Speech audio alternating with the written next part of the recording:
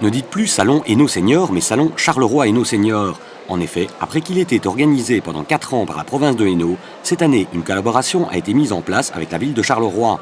Il a attiré près de 1500 personnes sur la journée, un peu moins que l'an passé, mais le travail ensemble a bien fonctionné. C'est vrai que la ville de Charleroi, depuis maintenant au moins une trentaine d'années, organise des activités pour les aînés. La province le fait également. La province parle de plus en plus de supracommunalité, donc il était tout à fait logique que nous ayons un contact avec le service 3e âge de la ville de Charleroi. Et cette année, après Parenville à Couillet, le salon avait rejoint la Maison pour Association de Marchienne. Cette année, nous nous sommes rabattus sur Marchienne. Nous pensons en effet qu'il était important de ramener l'ensemble des exposants dans un hall où nous serions à l'abri. Nous pouvons ainsi donner une image globale des associations qui travaillent dans le champ du sport et du vieillissement. Faisant partie des seniors, je me dis un salon senior, je vais aller loin.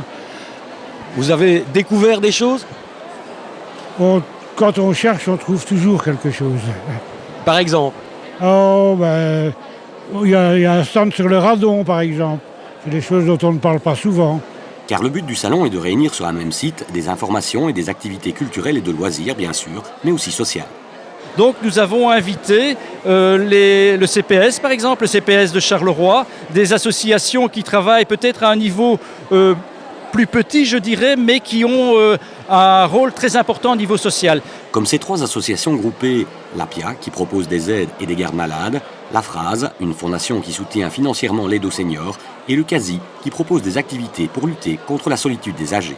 Bien sûr, nous sommes ici pour donner aide et services aux personnes âgées, mais surtout isolées.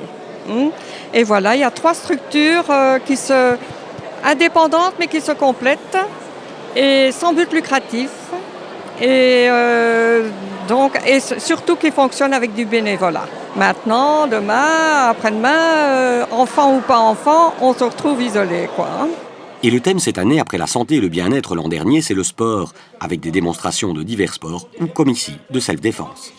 Le sport pour les aînés est bien présent. Il faut savoir que la ville de Charleroi organise à peu près par semaine une trentaine d'activités au niveau sportif. La province organise également énormément d'activités, que ce soit de la randonnée, du vélo, de la natation, du yoga, de la relaxation. Donc le champ est vraiment très très large. On fait d'associations, la Croix-Rouge, la maltraitance des personnes âgées, tout ça, ça c'est bien. Mais pour le commerce, ça non, c'est pas...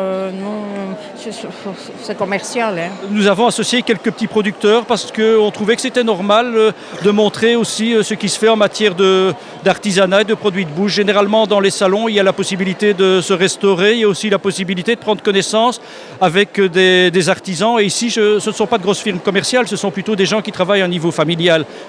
Une part plus commerciale qui n'a pourtant pas empêché les seniors présents, la plupart du temps déjà actifs, de tenter de compléter leur agenda.